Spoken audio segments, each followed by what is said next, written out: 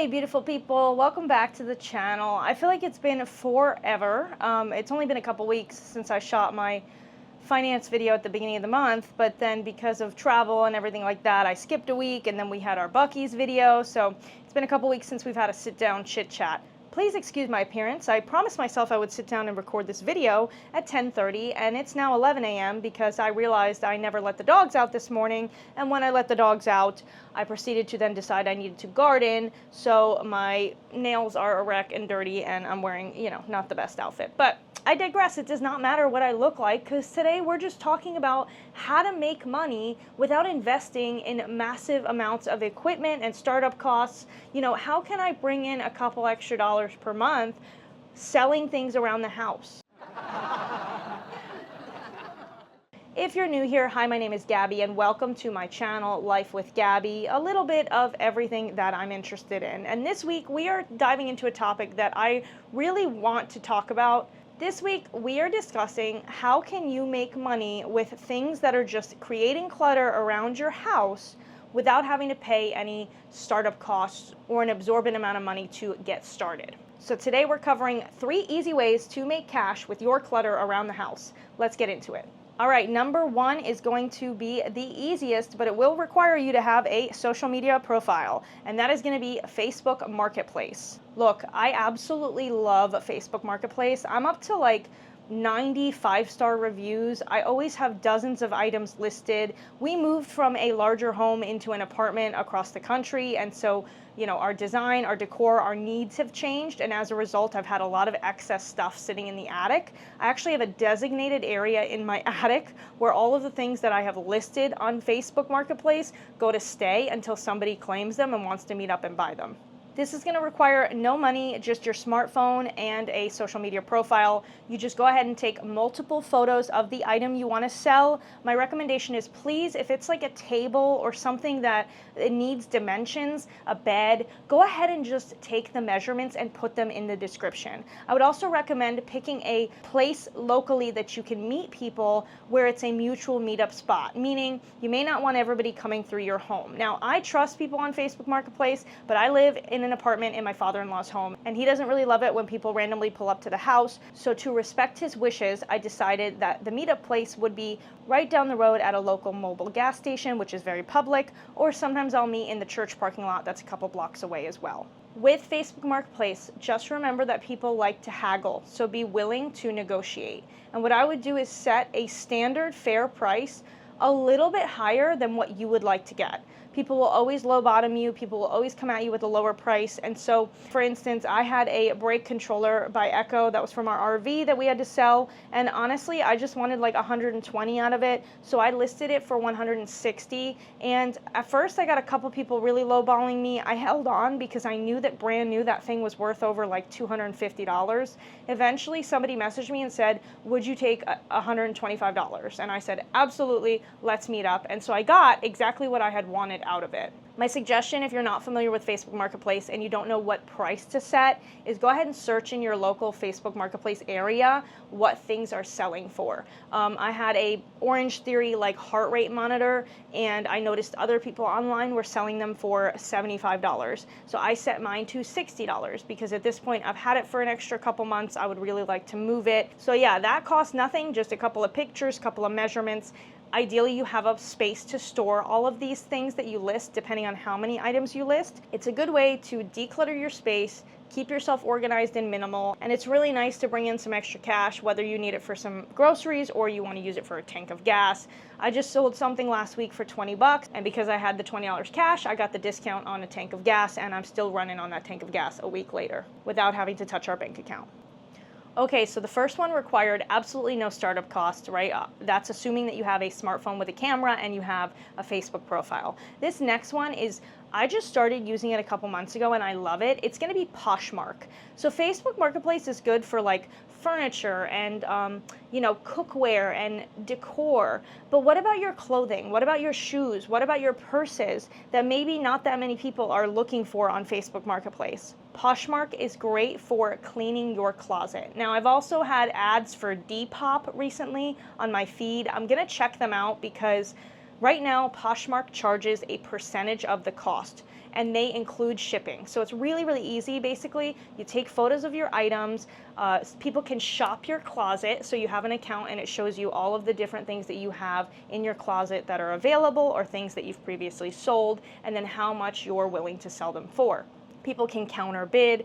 You can set a AI to counter offer. So if, let's say, you price something at $30, you'll take the minimum 22, somebody offers you 20, it'll counter bid to 22 for you and try to close that deal. The pros include you're cleaning up your closet. Again, you're gonna make money off of things that would normally just be sitting there that you're not wearing. And I really love that they already have the shipping label preset and paid for within the app. So I set a piece of clothing for $20 and I sell it for $20. They tell me that they're going to take $4 as their cost. So I make $16, and then they send you a shipping label already created with like a scanning code, and you just package the item and head to your post office and send it out, hit shipped, and it's taken care of. The only thing you will need to start up with Poshmark is going to be bags or some sort of boxes to ship these items out. Now, I went on Amazon and for a couple bucks, I found this 50-pack of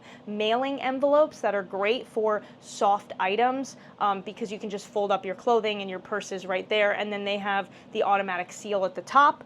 Awesome. They work great. They were super inexpensive, and now I have a ton of them in my closet for whenever I want to ship things out. Those are going to be helpful because I am creating an Etsy shop and I'm going to start creating products. More information on that to come. My 3D printer should be here today and I'm super excited about it. So that would be the only startup cost really with Poshmark, is going to be whatever mailers, envelopes, boxes you are going to use to ship the products. Two things while we're on Poshmark that I want to point out. The first thing is going to be make sure that you actually scan in your package. If you're not going to go to USPS and have them in person scan and collect the package, if you're going to use a drop-off location, make sure that you actually scan it before you drop it in the box. One of the first times I shipped something out, the post office was closed and I accidentally just put the package right in the outgoing mail slot without scanning it in first. So USPS didn't submit it to Poshmark and it looked like I had not shipped it out. And then because it was a weekend, it took 2 or 3 days for the mail cycle to pick it up. And I even went back in on Monday and said, hey, I put this in on Saturday morning, what happened to it? And they were like, well, it gets picked up and shipped to Albany, and so, because I'm downstate New York, so it won't be scanned again until it reaches Albany. So it had been 5 or 6 days since I had shipped it, but because I was overdue on shipping, the person buying it was like, hey, if I don't receive notification that it's been shipped soon, I'm canceling the order. And I was like, please don't. It is in the mail. I don't have it anymore. I would, what if you cancel it? It gets there and now I just lost the money and I lost my shoes. But it worked out. It got scanned in the next day. The woman was very, very patient, thankfully. And so that would be the only thing I would advise, is make sure that you actually scan in the package so that it tracks it on Poshmark correctly and it tracks it for USPS correctly. Second note is going to be, they do take a pretty steep cut off of Poshmark sometimes. So for instance, I had a pair of Havaianas, I think they're called, sandals that I had listed for $10. Nobody was biting. I lowered it to $5. Well, they took $4. So I made $1.50 off of those Havaianas. I can't pronounce that. Off those sandals. It was still money made, right? But my mom was kind of like, hey, after you take into account the mailer and the going to USPS and the shipping it, was it really worth it? I think it was, because they were fairly new sandals and I'd rather send them off to somebody who wanted them and bought them than somebody who's, I don't know, gonna throw them in a bin at Goodwill and they may or may not ever be seen again. Listen, $1.50 is better than nothing.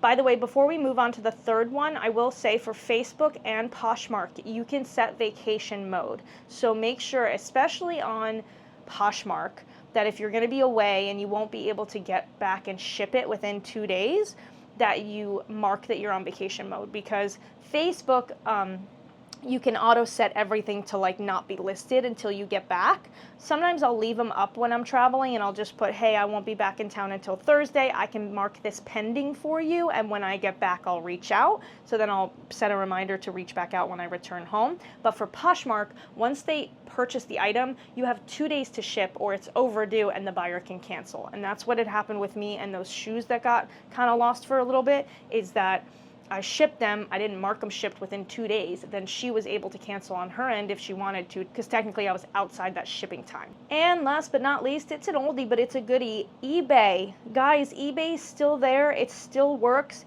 It's pretty easy now.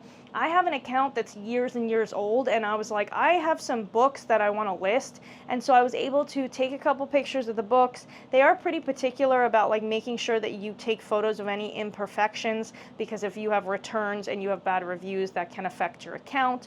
But yeah, I posted a ton of books on eBay, and the listings are great because they do use AI.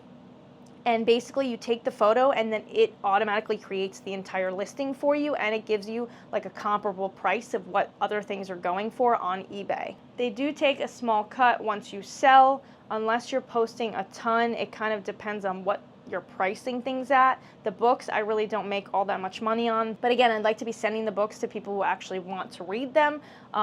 The shipping is included in the pricing, so they pay you shipping and the cost of the item that you had listed, and then you can ask them to create a shipping label, and they subtract that amount for the shipping from that total money that they collected for you from the seller. Here's the issue, okay?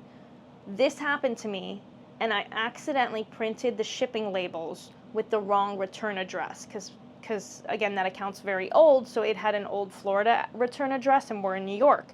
Well, when I went to create more shipping labels, they don't automatically refund you the money for those initial shipping labels that you canceled. You know, they will dock you for the amount on the shipping label, and if it's incorrect, then you have to submit a request for a refund, and that can take up to 7 to 10 days. So there was one instance where I sold a couple books, and because I printed the wrong shipping labels, I had to reprint the shipping labels. I ended up owing eBay like 85 cents, and then the refunds were not processing for a while. So I had to pay eBay 85 cents. And then like 3 days later, they paid me out the money for those books I sold, and then they made up for the shipping labels that were a mistake.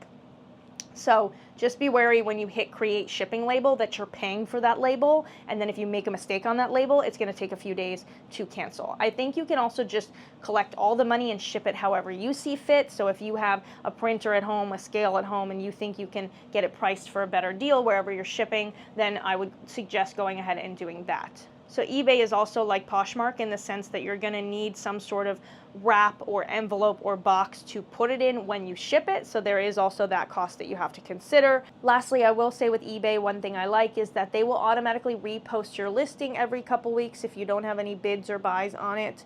I think there is a max cap on how many times you can have it relisted at no charge. I think when I first was listing things, it said, you know, we will repost X amount of times, but then after that, if you want us to continue to repost, we will take, you know, we will charge for it basically, which makes sense. If an item's not selling for 2-3 months, they need to make money somehow. So instead of using their services for free, they're like, hey, we're going to take like 20 cents every time we have to relist it. I don't know. Makes sense to me. You have crap around your house you could sell, correct? You have Scotch tape and you have a printer with ink, and you can easily access Amazon and go buy a 50-pack of the mailers. You've now got 3 ways you can make money off your clutter without massive startup costs. I hope you've enjoyed this video. Thanks so much for watching. Have a blessed week, and I'll see you next time.